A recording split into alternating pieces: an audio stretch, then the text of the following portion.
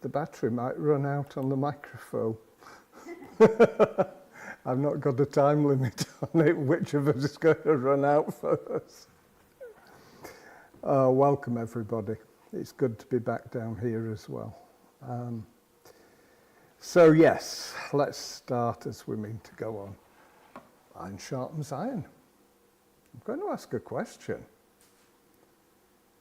How do you understand that? Is it a positive or a negative statement? We use it, I'm going to say almost glibly, but do we understand what it means? Or do we think we understand what it means? And could there be a different meaning lurking in the background that only comes out with the original language? I'm not getting any smiles or anything else on this one. And indeed, I had a grin on my face this morning when Jenny came out and used it as well when she was replying to Timothy. So it's something that we all use. It's a go-to phrase. And it's almost always seen as a positive one. It's what we've been taught. It's the way that we use it. But what does it mean? Where do we get the idea of its meaning from? And will that idea stand up to close study? Some view it as a maxim of tough love. Others as a rewording of a verse earlier in the passage, faithful are the wounds of a friend, which is 27 verse 6. But would you believe there's little evidence for these interpretations? They appear to reflect modern connotations of the word sharpness. But in fact, the biblical evidence for parts of a face that are sharp suggests a much more negative reading. For sharp eyes or a sharp tongue show an intent to do violence or bring about destruction. The use of the Septuagint's verb to sharpen is paroxino, excuse my butchered Greek. It means to exacerbate.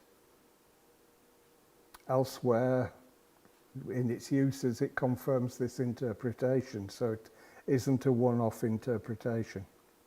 Proverbs 27:17 may therefore be stating that just as an iron hammer violently pounds out soft iron in the smithing process, so too may a same-gender neighbour engage in a similarly violent act in a manner that is little different from that of the contentious wife that we heard about in verse 15.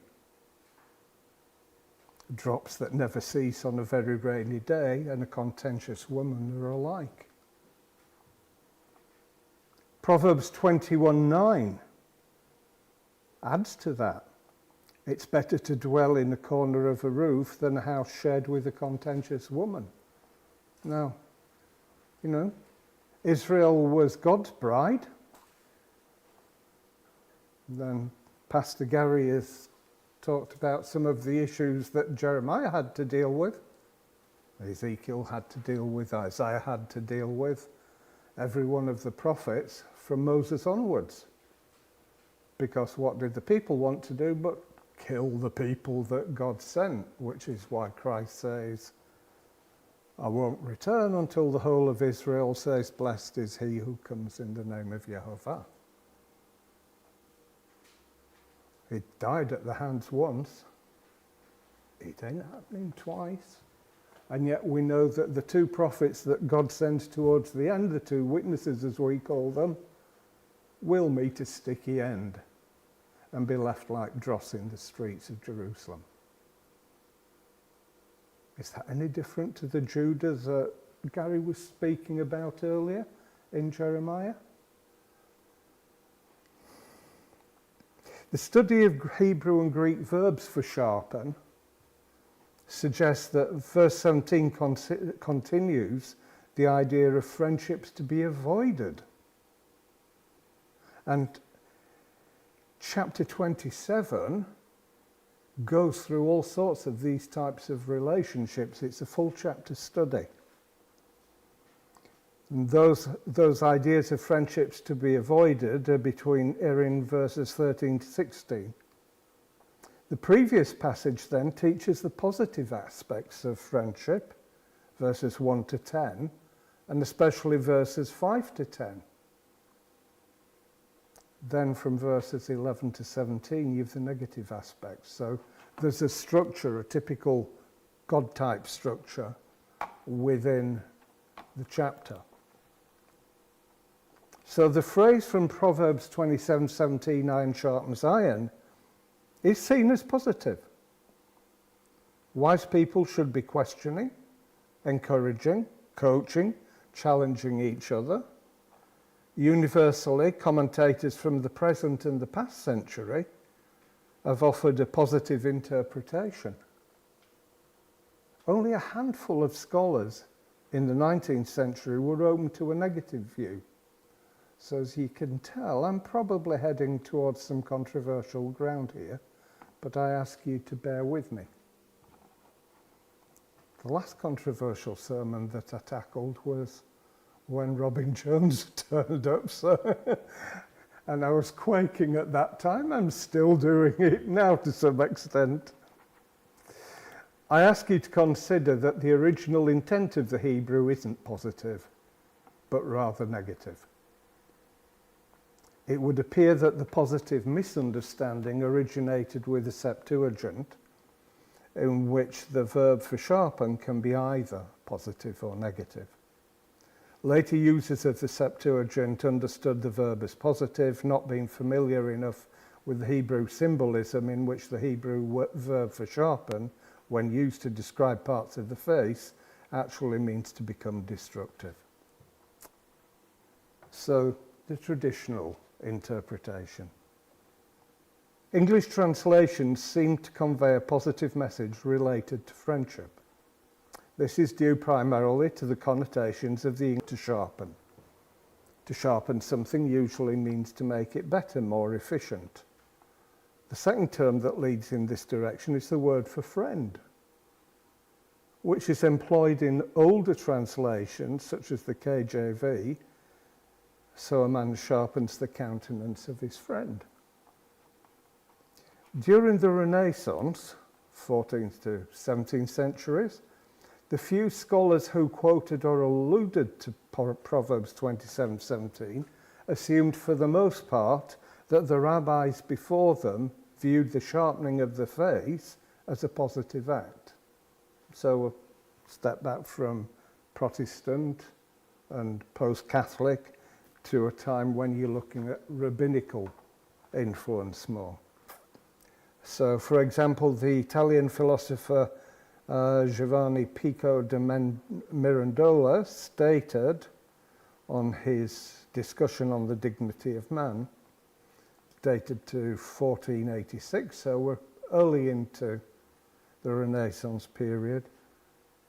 These philosophers of the past all thought that nothing could profit them more in their search for wisdom than frequent participation in public disputation. So if you think in the background of all of this period, you've got the Dominicans and the Catholic Church having the disputations across Europe, where the rabbis, the leaders of the Muslim congregations, and the cardinals were being hauled before either the local governor, the local king, to discuss and discourse on the reason they believe the way they believe. As Judah found out, come 1492, if they didn't like it, they were kicked out. 1492 giving us a big kicking out, just as happened in England in the early 1200s. So these disputations weren't something that were taken lightly. It's not the sort of friendly discussion that we would have here. Your life, the life of your family, your job, your community could rest and did rest on the results of these things. Just as the powers of the body are made stronger through gymnastic, the powers of the mind grow in strength and vigour in this arena of learning. I'm inclined to believe that the poets, when they sang of the arms of Pallas, Pallas was one of the Titans, and there's quite a bit of research these days using ancient sources that would suggest that the Titans in Greek and the Nephilim in Hebrew were one and the same. And the Hebrews, when they called the Basel, which is H1270, iron, that is the sword, the symbol of men of wisdom, could have meant nothing by these symbols but this type of contest. So at once, so necessary and so honourable for the acquisition of knowledge.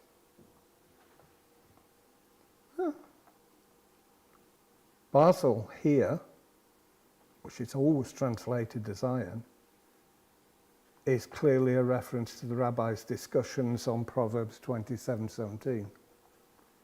The Protestant Reformation brought no change in the interpretation. For instance, in his commentary published in England in 1596, Peter Muffet commented concerning Proverbs 27:17, "A man by himself is no man. He's dull, he's very blunt. But if his fellow come and quicken him by his presence, speech and example, he's so whetted on by this means that he's much more comfortable, skillful, and better than he was when he was alone." So again, that's playing into that interpretation. Iron sharpens iron. You do it to improve one another. The 19th century saw a number of commentaries on Proverbs from Germany and the United States, and a handful from here in Blighty. With some rare exceptions, these commentaries understood the verse to be positive. So you begin to see there's a substantial weight of evidence that iron sharpens iron is a positive action. Franz Delish's famous commentary is an example of a more thorough treatment of the verse, examining different ways of interpreting the consonants and pointing of Hadad, to sharpen. He concludes, "A man whets," and that's panai, face, "the appearance, the deportment, the nature, the manner of the conduct of his neighbour.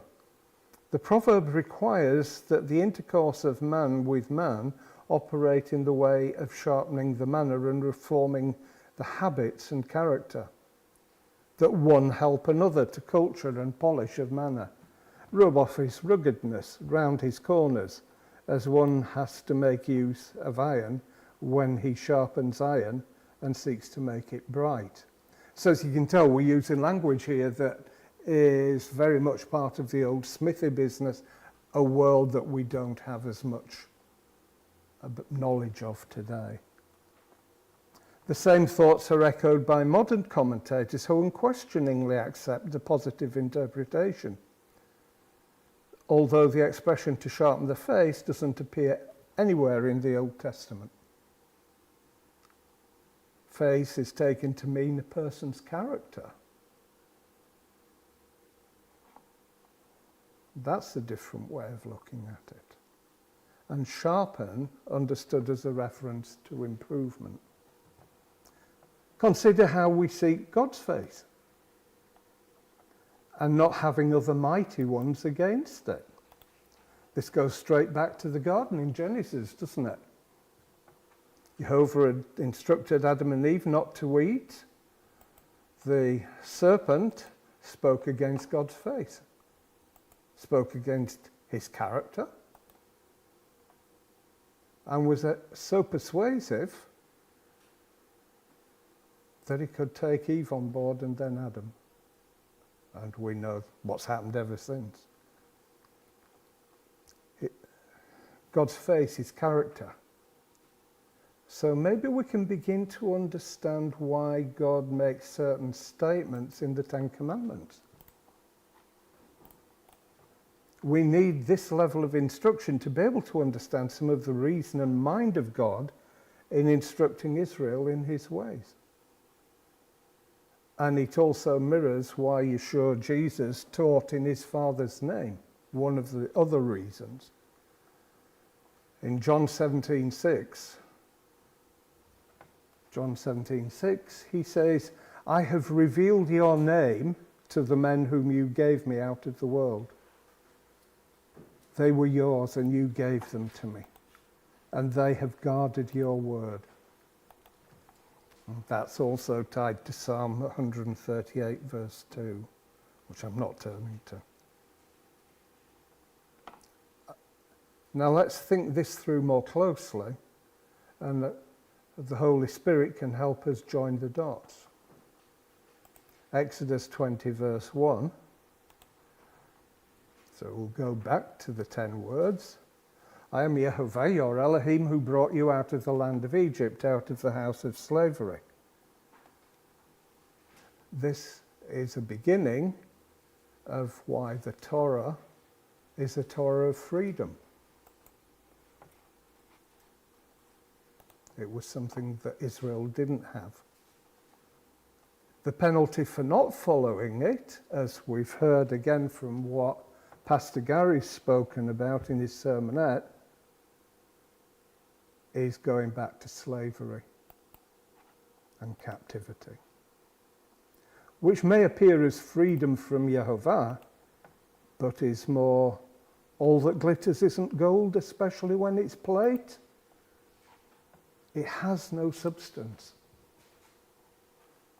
But Satan manages to use that and persuade the world that his ways do have substance. Yeah. AI, music, performance, corporations. It's all there. It's all very glitzy. And just as he offered these same things to Christ, who had the wisdom to reject for our sakes, we can get taken up with the things of the world, even though we're constantly advised not to do. And certainly God showed great patience with his fledgling people. But it still came across that they didn't want the freedom and land he offered them. There was a propensity to preferring slavery. The Baals were very attractive, the gods of the nations, even if it meant sacrificing your baby. It seemed attractive. And we know from Old Testament prophets and New Testament writings that Israel was quite capable of cannibalism. Josephus refers to it, and the Old Testament prophets do. These are God's people, brethren. These are us. And that's how important following Torah, drawing close to God, studying it, making it our lives is, because that's the only way we're going to get the full armour of God. Look at how Christ rebuked Satan with the word of God from the Torah.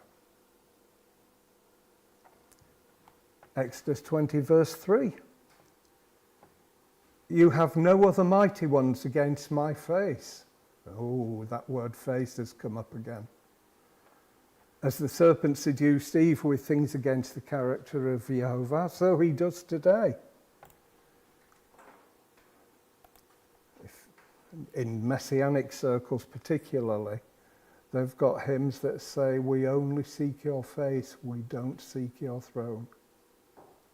In other words, we're not trying to knock him off his throne, but we are seeking his character, learning how to grow in that character, letting his spirit take those rough edges off.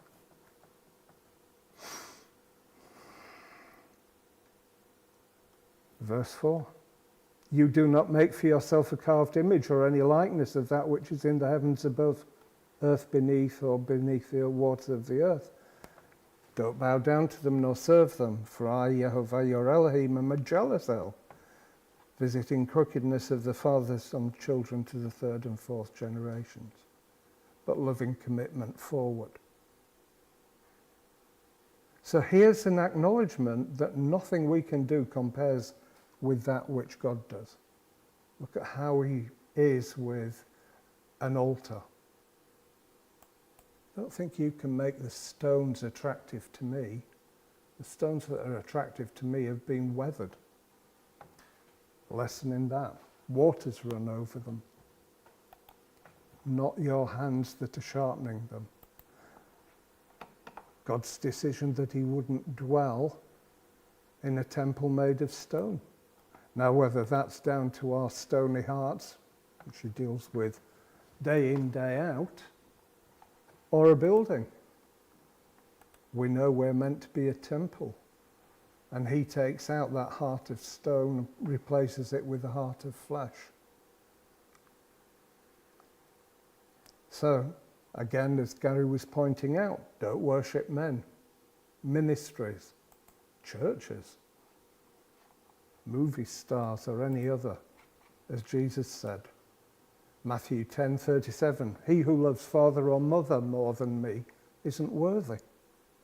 He who loves son or daughter more than me isn't worthy.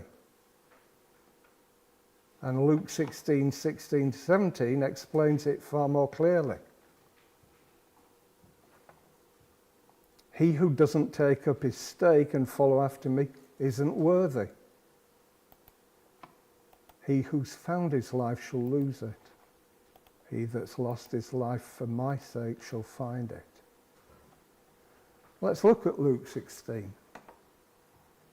The Pharisees who loved silver also heard all this and were sneering at him. So he said to them, you are those who declare yourselves righteous before men. Elohim knows your hearts. Because what's highly thought of among men is an abomination in the sight of Elohim. A consistent narrative that's gone forward. Exactly what was being said in Jeremiah. We see this narrative throughout Yeshua's teachings, and the cogs have taught, and likely still to do, we shouldn't pray the sinner's prayer. We're not called to be sinners.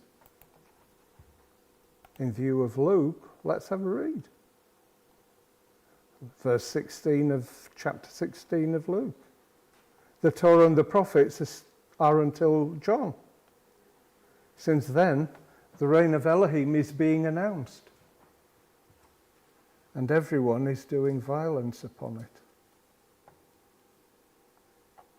It's easier for the heaven and earth to pass away than one tittle of the Torah to fall. Luke 18:9. He spoke this parable to some who relied on themselves, that they were righteous and looking down on others. Who can easily walk into this pharisaical trap. Two men went up to the set-apart place to pray. The one a Pharisee, the other a tax collector. The Pharisee stood and began to pray with himself this way, Elohim, I thank you that I'm not like the rest of men, swindlers, unrighteous, adulterers, or even like this tax collector. I fast twice a week. I give tithes on all that I acquire. But the tax collector, standing at a distance, wouldn't even raise his eyes to heaven. Was beating his breast, saying, Elohim, show favour to me, a sinner. I say to you, this man went down to his house declared right, rather than the other. For everyone who's exalting himself shall be humbled, and he who's humbling himself shall be exalted. Exodus 20, verse 7. You do not bring the name of Yehovah your Elohim to naught, for Yehovah does not leave the one unpunished who brings his name to naught. Again, using the earlier understanding of name face. It explains, don't make the Father's character as nothing or meaningless. That's what the serpent did in the garden and became cursed above everything else. Don't substitute his name for that of others, because in so doing we could assign his character to that of the gods, almighty ones of the nations. And that's an abomination to him, and rightly so.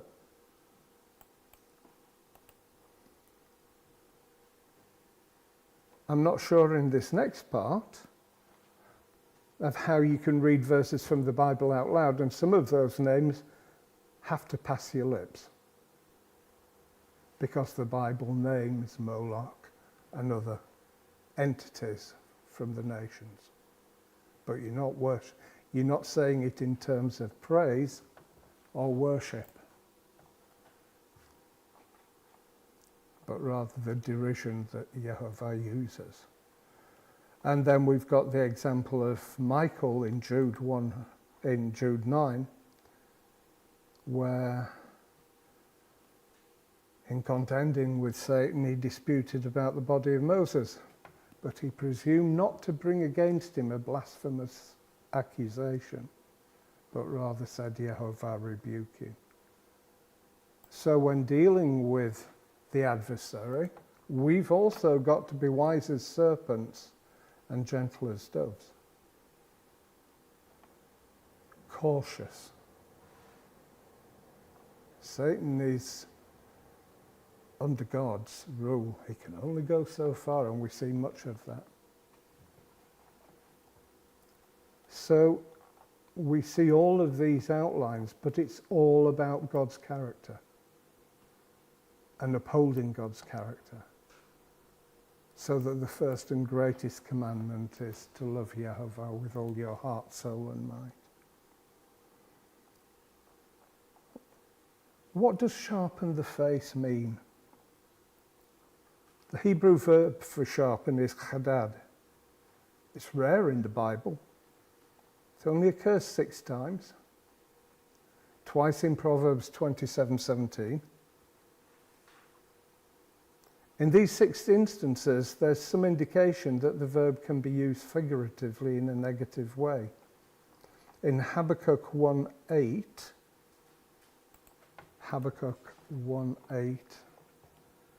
their horses shall be swifter than leopards, and more fierce than evening wolves.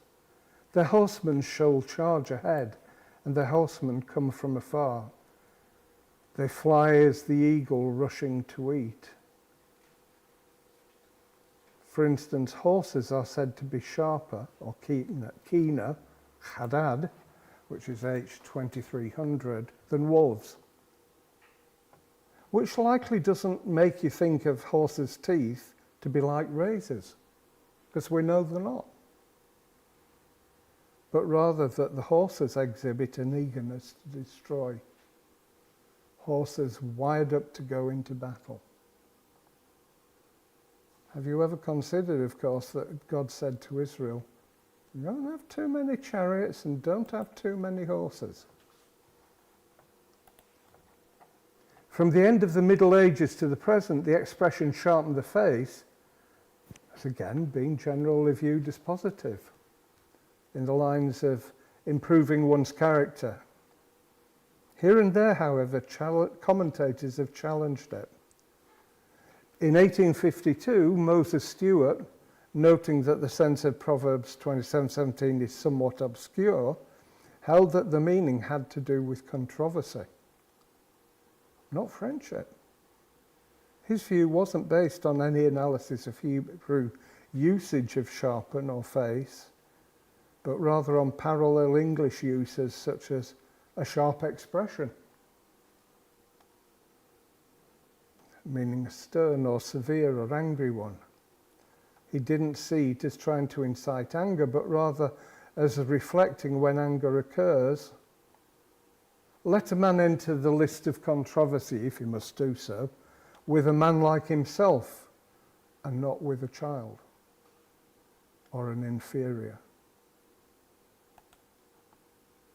he uses Judges 8:21 as an example of that, and that's around Gideon. And of course the end of that is when they wanted Gideon to rule over them, and Gideon said, I won't do it. Jehovah rules over you. In other words, if men must enter into contest, let the antagonists be worthy of the strife.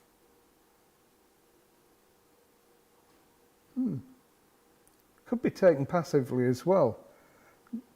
Don't let a man be angry at the mischief done to him by a child, and not by a man.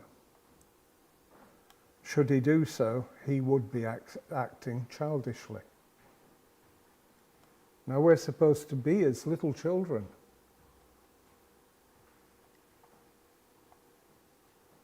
So when you've got verbal violence going on, be careful. George Noyes in 1846 was the first to link the idea of controversy with other Hebrew expressions found elsewhere in the Bible. He comments after the phrase sharpens the face. This may be understood as expressing the idea that by conversation and discussion, one man may quicken and invigorate the mental faculties of another. But there's considerable reason for supposing that the face here is regarded as the seat of anger. In which case, to sharpen the face will denote to inflame anger. If you've got two people, and you see it in films, on TV, on videos of what goes on the streets of England and elsewhere, two people going at each other in a crowd, it's going to lead to serious violence, where even the police will avoid interfering. Noyes cites as an example Job 16:9, which says, He is torn in his wrath, and he hates me. He has gnashed at me with his teeth. My adversary sharpens his eyes upon me. In 1849, Rudolf Stier saw Proverbs 27:17 as analogous to the previous two verses 15 and 16. That is, iron sharpening iron is like the dripping of a faucet, a process that causes strife and quarrelling. According to Stier, the second part of verse 17, sharpening the face of one's neighbour, is then a heating up of anger that's visible in the face, which he viewed as parallel to the quarrelling wife in the previous verse. So just as the quarrelling wife is like the dripping of a faucet, so too is a sharp comment of verbal expression, causing visible anger. And to some extent, I think we see that in, again, one of the verses that Pastor Gary spoke about, where God says, don't pray for this people, I've had enough. This wife of mine has caused me more grief than they have a clue about. Or how did God deal with it? He either looked away, ignored them, or divorced them. So we are talking about some, even with God, some serious aspects here. Apart from Noyes' mention of Job 16:9, early modern commentators didn't explore possible parallels. In the 19th and 20th centuries, however, a handful of commentators did question whether positive interpretation had imported modern notions. 1887, John Miller noted that the OT word countenances are not sharpened in any intelligible or rightly figurative way. More recently, Michael Fox commented, there is no evidence that sharpen the face means to challenge and sharpen a person's wits. William McCain similarly questions this expression. The reference to the face of one's neighbour is puzzling, but this is hardly an adequate reason for deleting the face. Although this makes it, verse 17, easier. The question which has to be answered is what can be meant by a man sharpening the face of his neighbour. So we're still back after all that to these fundamental questions. What does it mean? Great minds think about it and talk about it, but it's still considered a very difficult expression for sharpening the wits. So why do we use it as a glib phrase? I mean, we're not doing it for evil reasons when we're using it.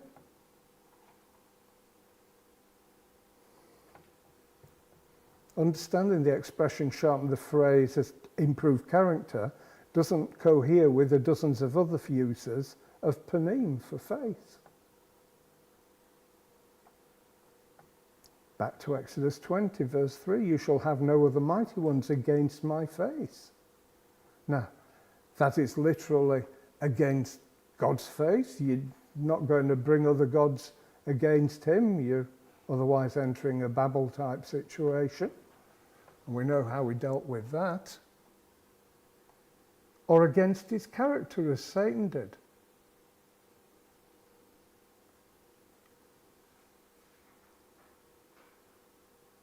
And in Exodus 12, verse 12, and I shall pass through the land of Egypt on that night. And I shall strike all the firstborn in the land of Egypt, both man and beast, and on all the mighty ones of Egypt I shall execute judgment. I am Jehovah. His judgment on Egypt is discussed in Isaiah 19 and Ezekiel 30. It's against his face, his character. And we talk about him being a God of covenant. And that's how important that covenant of God's character is. And we understand our frailty in being able to live up to the Torah is spiritual and we're flesh. Why the Spirit is strong. Another view for Israel is in Leviticus 26, verse 17. I shall set my face against you, and you shall be smitten before your enemies, and those who hate you shall rule over you, and you shall flee when no one pursues you.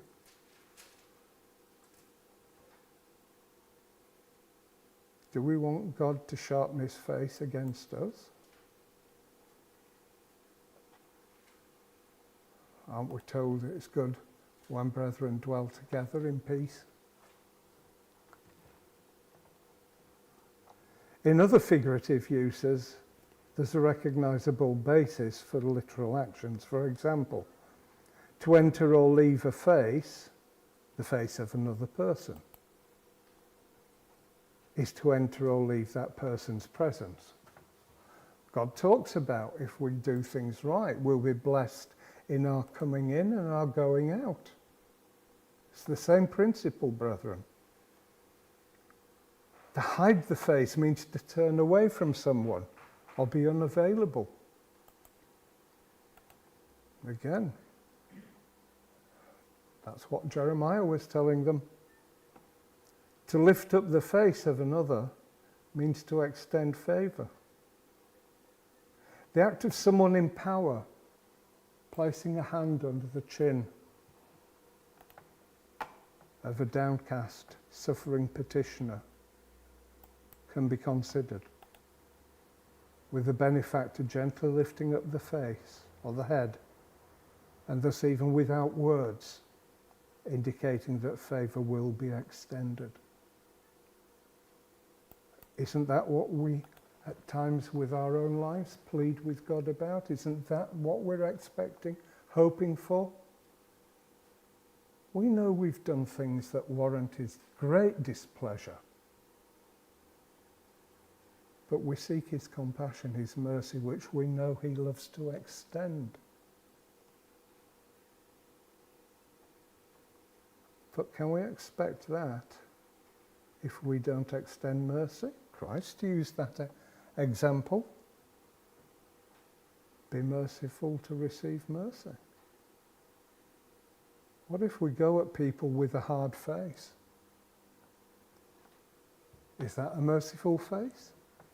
Does that imply, let's sort this out, let's resolve the situation and put the past behind, forgiving someone? Because we'll be forgiven as we forgive. Ezekiel 2:1, he said to me, Son of man, stand on your feet that I speak to you. And the Spirit entered into me when he spoke to me and set me on my feet. And I heard him who was speaking to me. And he said to me, Son of man, I'm sending you to the children of Israel, to a nation of rebels who have rebelled against me. They and their fathers have transgressed against me until this day. And the children are stiff of face and hard of heart, to whom I am sending you. And you shall say to them, Thus says the Master Jehovah. You know, it's being strong, impudent, arrogant, as in Proverbs 7:13, where it talks about what adulteresses are like. And again, we can think of the women of the night. But what about the adulteress that was Israel, that still is Israel? And that includes us because we're grafted in, so we've to be careful. And she took hold of him and kissed him. Sounds a bit like what happened with Christ at that Last Supper, doesn't it? She hardened her face and said to him, I'm not going to carry on with it, you can read it for yourself. It can mean angry, as in Proverbs 25:23. The north wind brings rain, and a secret tongue an enraged face. We can't imagine a sharpened face in any literal way. There's no evidence in the Old Testament of a face that's said to be sharp, apart from Proverbs 27:17. There are several passages in which key parts of the face are said to be sharp. But in these areas, that's generally negative. Psalm 57:4 states that the tongue can be sharp. Same verb, adjective from the verb that's used in Proverbs 27:17. My soul is among lions. I must lie among those who breathe forth fire, even the sons of men whose teeth are spears and arrows, and their tongues a sharp sword. You know, what happens at the end of days for the unrepentant and those that don't accept Christ? The fire of the sword of his tongue.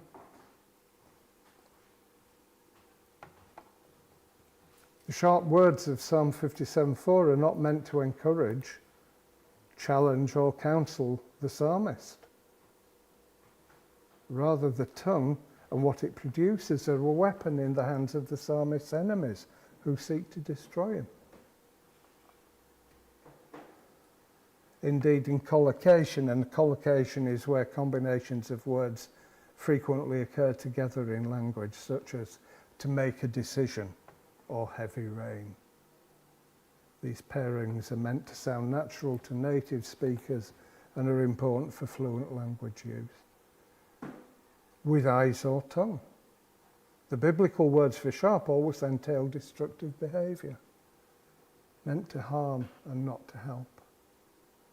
Psalm 52:2, for instance, also talks about a sharp tongue.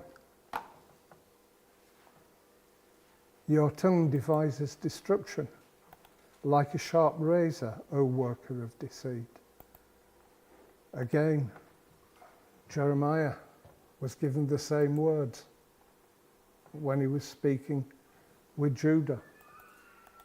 False words. People believing false words rather than God's words. The Hebrew of Psalm 52:2 has some clever Hebrew wordplay going on, which you'd need to have a look using BLB and Strong's at the same time. The synonym latash, sharp, occurs also in Job 16:9, which mentions another part of the face being sharp in a destructive sense. He has torn at me in his wrath and hated me, he has gnashed his teeth at me. My adversary sharpens his eyes or glares against me. You don't glare or sharpen your eyes unless there's a background emotion. This is the verse that Noyce cited in 1846. In 2007, Zach Kotze wrote an article solely on the topic of to sharpen the eyes in Job 16:9. Interesting, isn't it, that an academic could write an academic paper on that one verse. And we think that we know all the answers.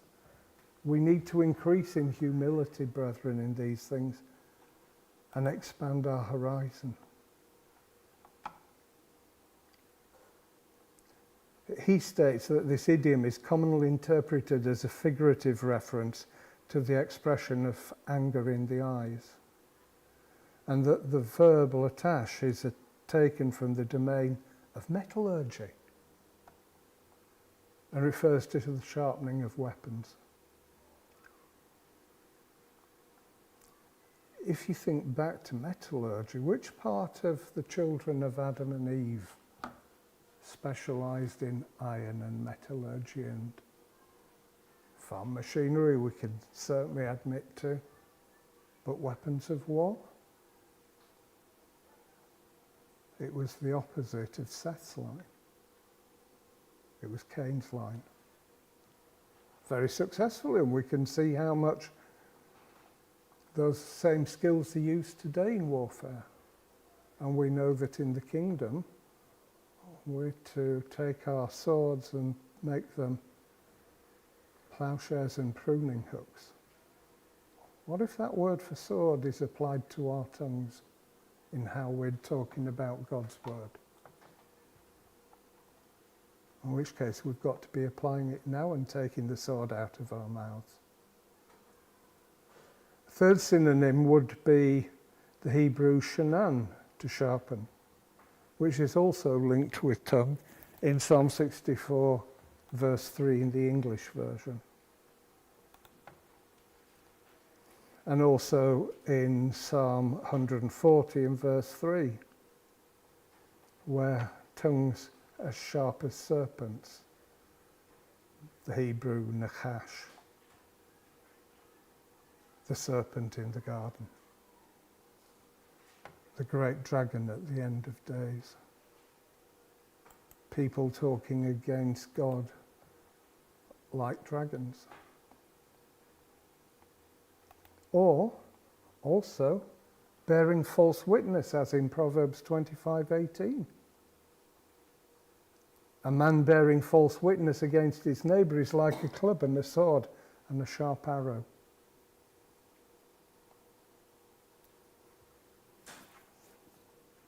Let's consider the nakash in the garden again, and why God insists against bearing false witness, another of the commandments. Can we trust our modern news and all the propaganda and everything else that's pumped out at us? Even within our assemblies, we've all come through various trials and tests where false words have lured people that we were close to, thought they'd never drift astray. Pastor Gary's aware of one of my peaks in this one, of why did the ministers, instead of going after the sheep, go off and feather their own nests and start different assemblies and taking people with them? Why didn't they heal the wound and ask Christ to be with them in healing the wound? That's why this morning's discussion was so critically important.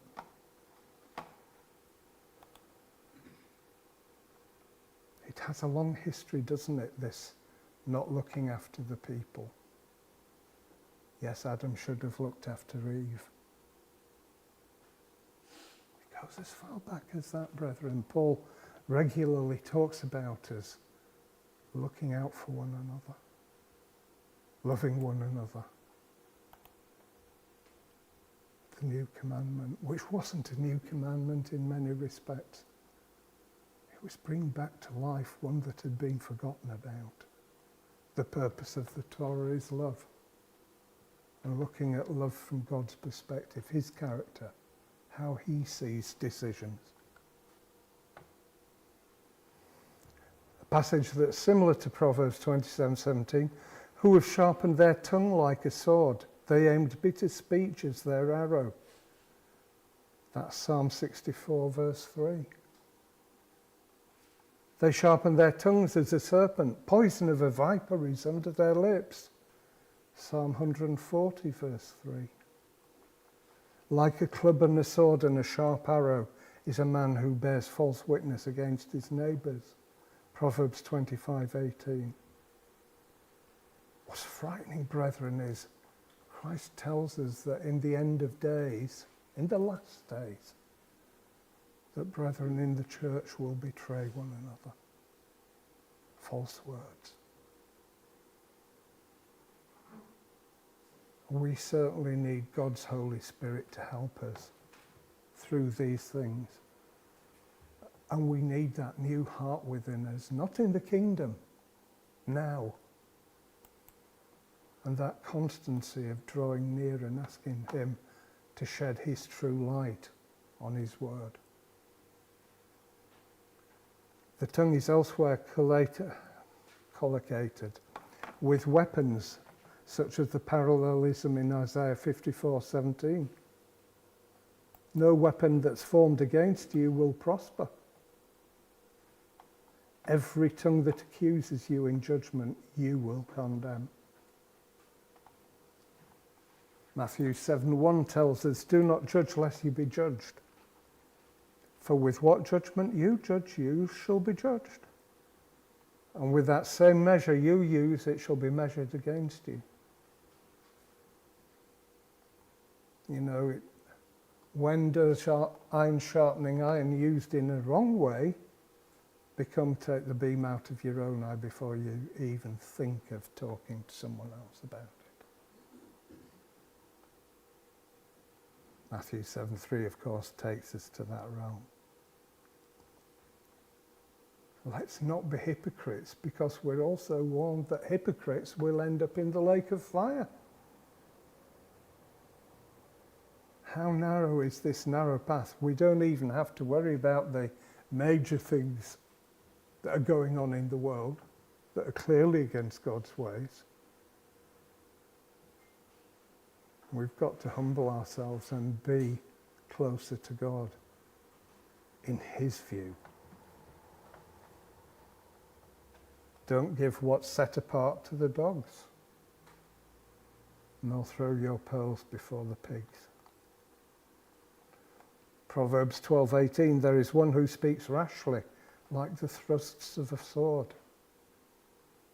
But the tongue of the wise brings healing. And there's one thing that we know about our Saviour.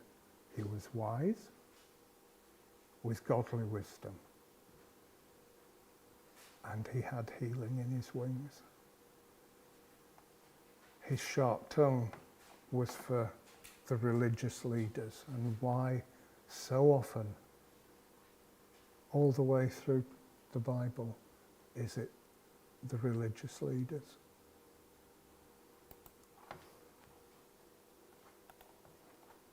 And so we should pray for our leaders, our teachers, because We all know it's a fearful thing to fall into the hands of the living God. Jeremiah 9:3, the tongue is likened to a bow, for they bend their tongue like a bow. Falsehood and not truth prevails on the earth.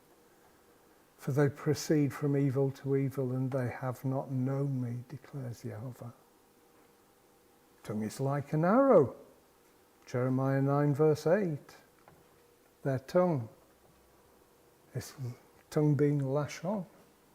And we know there's a Hebrew phrase, lashon hara. Evil speak. Their tongue is a slaying arrow. Again, something that Pastor Gary covered.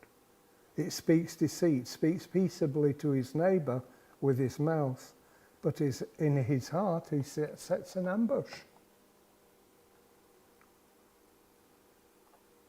Jeremiah 18:18, the tongue is used for striking. The Hebrew for that is nakor. In strike, disable, smite, kill, attack. See any similarities to a sword in battle?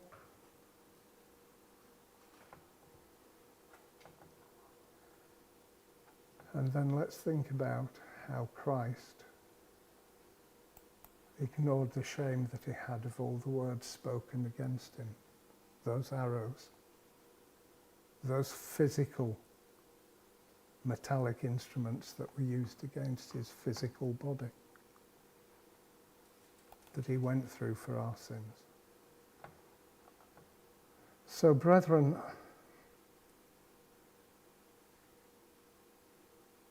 let's think carefully about words. One thing I discovered with this is it became important looking for the Hebrew or the Greek, and it wasn't a fast process because just isn't, I don't read Greek. My Hebrew, I quite often ask Peggy about. But once you start, and you can use Google Translate, it'll get you going. You can use it in conjunction with BLB or any online Strongs or whatever other dictionary and support text you want to use. Let's do it. Let's be diligent. Let's be Berean. Let's go to the bottom of a word. See where it's used in lots of different places. Don't just accept the first reading. Question it. Pastor Gary and I were talking during the week and talking about asking questions. And one of the things that came out was people are afraid to ask questions. In case you feel stupid, you're not asking the right question. But what does, strip that down to its bare roots, brethren. That implies that we've got some snotty people in our association that we're afraid to ask questions because they'll look down on us. That's not how it's meant to be in God's church. The hierarchical system is Egypt. The pyramid system is Egypt. The putting people down and having, we're up here, we've got our jets, we've got our big homes and our company cars. You're down there and you're doing it all. That's British society today quite often, and most other countries. We're not meant to be like that. We live in a world that's like that. And as Christ said, if this was my kingdom, it would be different. But we're meant to be lights in this dark world. So I would ask us all, please, let's look. Let's search out the light within the words. Ask God's Spirit to help us always and lead us. I know we do. But let's make it more a part of our lives, please. Let's be those lights. As you guys know, we're only a small assembly here. Yes, things go out over the internet. I know that I even had a phone call, no, an email from someone that I knew that told me in no uncertain terms what I was for the sermon that she'd watched that I'd given, and it was on the internet. But then I had argued with her when I had nothing to do with CGI. It's our approach. We've got to be a steadfast light. We're going to come up against some incredibly cruel things. We're seeing the beginnings of it now. We're not to fear of what man can do, and we are to understand and know that the Holy Spirit will give us the words and everything that we need when we need them for his glory. But let's be the clay that can happen. Let's not fix our faith on something that we were taught, say, from 1930-something via one organisation down through the decades. Another thing Pastor Gary and I were talking about is, if you think of it, the old worldwide tree still has a lot of sap in it. Even though people have come away for various reasons from the branches, that tree still has sap. Yes, some of it's good. But the big problem is we're humans, and God doesn't like mixture. So again, we've got to make the sap of our tree that we're grafted into Christ and the Torah. We're not to put our trust in men. So I agree, and I'm grateful that we've got a hub that you guys are building. Thank you. Thank you for allowing the Spirit to work with you and for putting in the hard work. We've all got baggage, as we talk about, but we've got to learn to let go. I'll be honest. I say to Christ, I don't know how to let go. You're going to have to help me untangle the mess that's in there. And I think we've all got that going on in our lives. But when we look at it, let our hearts be, we need to help others that are still caught in the thorns and thistles. In the church, people that have fallen away or whatever. We have a job to do, brethren. Please, let's work with Father and Son that we may be profitable servants for them and sharing their light with the world. Thank you.